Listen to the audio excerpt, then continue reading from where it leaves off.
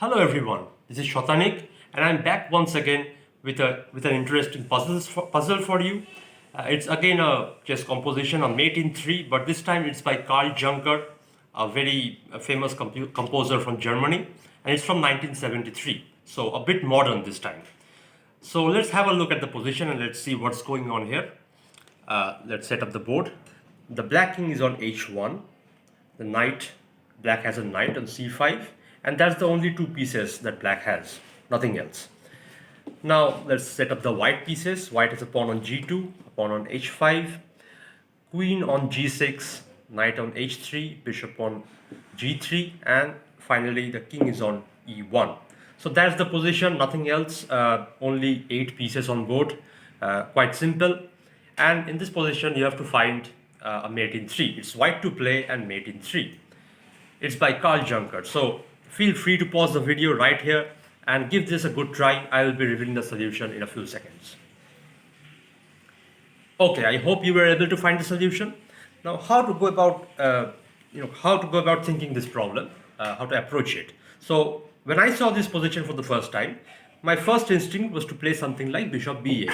Not exactly bishop b8, but I wanted to pull my bishop back and clear this diagonal, b8 h2 diagonal, for my queen. So I wanted to play something like queen to d6 or queen g3 in the next move, and go for queen h2 checkmate. This is a very common motive in chess problems. This kind of mechanism is seen in Zeppler doubling, Turton doubling, Bruner, Lloyd, etc. So that is the reason why I was attracted to this move, bishop b8 or bishop c7, something like this. I wanted to clear up this diagonal and double my queen and my bishop and go for queen h2 checkmate. But this doesn't really work because black can simply go knight e4 here and take guard of g3 and d6 squares, and I don't have any checkmate, any mate in 3 anymore. So knight e4 simply refutes mate in 3. In fact, not just knight e4, even something like knight d7 will refute mate in 3 here, because if I play queen g3 or queen d6 next, I don't have the time to actually checkmate the black king because my bishop on b8 is hanging and black will simply take it.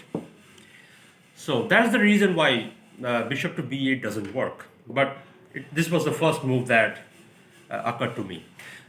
The next idea that came to my mind was king to f1. Now this is a very natural move. The black king is already cornered, so why not corner it a little bit more? So the g2 square was unguarded. Now after king to f1, the g2 pawn is protected, and the threat obviously is knight to f2 checkmate. But black has a defense here. Black can defend with either knight d3 or knight e4 and taking guard of this f2 square. And the problem is I cannot capture the knight. If I capture the knight, like I said, the g2 square was unguarded, now it's guarded, so this is a stalemate. The black king doesn't have any squares.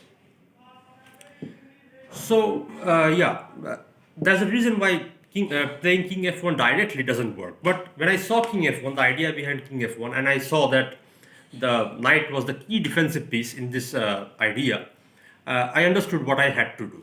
So if you haven't solved this problem yet, I would urge you to pause the video once again right here and use all these hints that I have just spoken about and try to find the key move.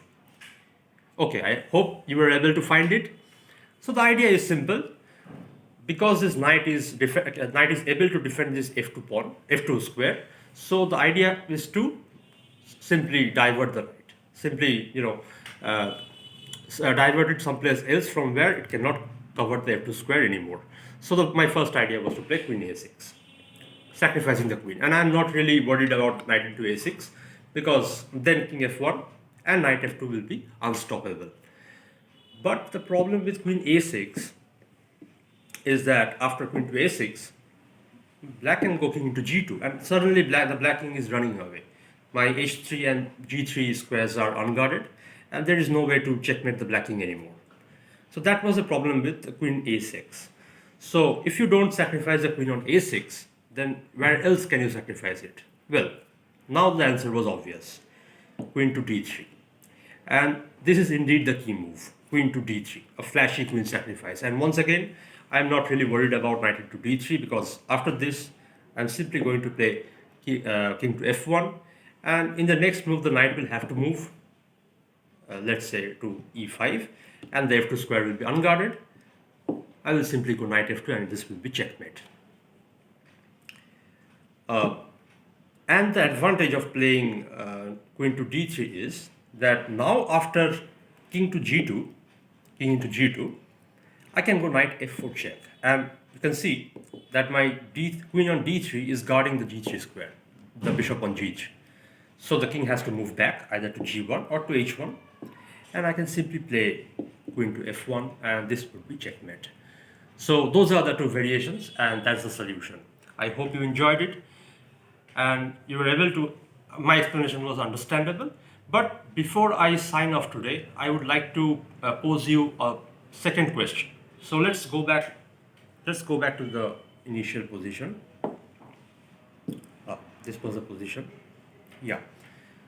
So I have showed you the solution, queen to d3, king f1, knight f2, etc. But my question is, what is the role of this pawn on h5 in all of this? Obviously, it doesn't play any active role. I mean, I might as well remove this pawn on h5, and still queen d3 will work. Queen d3, knight into d3, king f1, and knight f2 will follow. So why has the composer, used this pawn on h5? Because you have to understand that chess composition is not it is not about decorating the chessboard or dressing the chessboard. Each piece, each unit on the chessboard has a particular role to play. So my question to you is, what is the role of this h5 pawn? If you remove it, what will happen? So that's it for today. I will see you in the next video. Till then, goodbye and take care. Thank you.